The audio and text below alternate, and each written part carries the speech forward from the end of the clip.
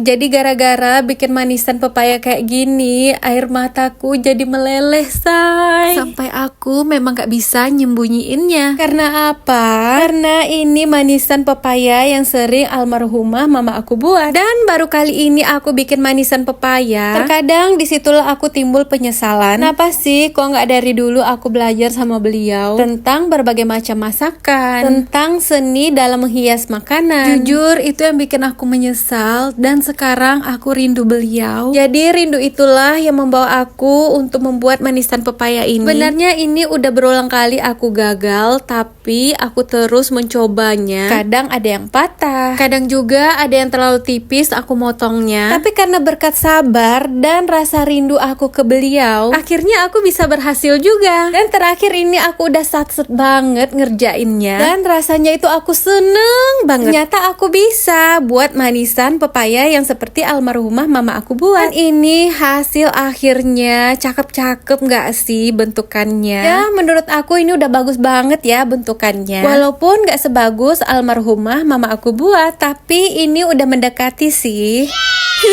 Dan sepanjang aku bikin manisan ini, aku merasa aku bisa berkomunikasi dengan beliau melalui seni membentuk manisan pepaya ini. Emang sih kalau untuk kuahnya itu aku terlalu encer banget, nggak seperti punya beliau. Kalau punya beliau itu kuahnya pasti kental, tapi kalau dari tekstur kematangannya itu aku sama. Sehingga manisannya itu kalau kita makan masih crunchy dan krenyes-krenyes kalau kita makan. Wah, setidaknya manisan pepaya ini udah mengobati rasa rindu aku ke beliau, dan insya Allah beliau udah tenang di sana. Dan maafin ya Ma, anakmu yang masih merindukanmu.